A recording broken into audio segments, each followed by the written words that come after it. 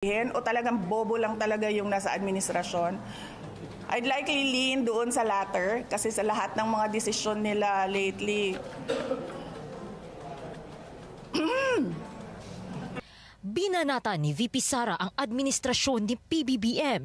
Hindi raw kasi nito naiintindihan ang pagkakaiba ng personal at official trip. Kamakailan lang kasi, kunestyon ni Palace Press Officer Claire Castro ang frequent overseas trips ng bise. Pang-personal daw ba o pang-bayan ang hirit ni Castro? Ang sagot naman ng pangalawang Pangulo. Ilalagay namin doon personal to differentiate it from official. Kasi pag personal, hindi ako gumagamit ng pera ng bayan. Pag official, gumagamit ako ng pera ng bayan.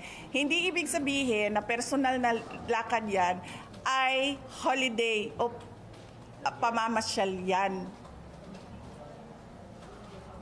So, yun yung ibig sabihin ng personal. Walang ginamit na pera ng gobyerno sa lakad na ito. Pero nagtatrabaho pa rin ako. Dalawang bansa na ang napuntahan ni VP Sara sa loob ng 2 linggo. Una ang Malaysia kung saan siya nagdaos ng Independence Day celebration. Pangalawa naman ang Australia kung saan dumalo siya para magsalita sa Free Duterte Now event. Ayon kay VP Sara, nagsagawa rin daw siya ng consultation kasama ang Filipino community abroad sa parehong overseas trip. Kaya frustrated daw siya na hindi siya naiintindihan ng administrasyon. Nagpasa rin din ang bise sa ginagawang pagdalo ng Pangulo sa iba't ibang event kahit hindi naman daw niya ito trabaho.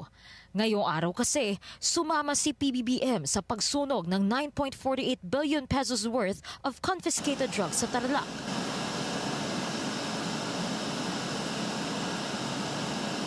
Hindi ko alam, ma'am. Trabaho ba ng presidente ang sirain ang ebidensya ng ano?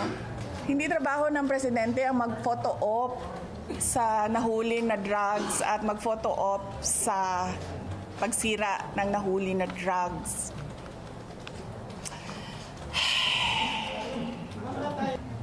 Frustrated sa ginagawa ng administration. Masyado pa rin daw maaga para sabihing successful ang sinasabing bloodless drug war ni PBBM. Para sa Agenda, Joan Manalo, Billionario News Channel.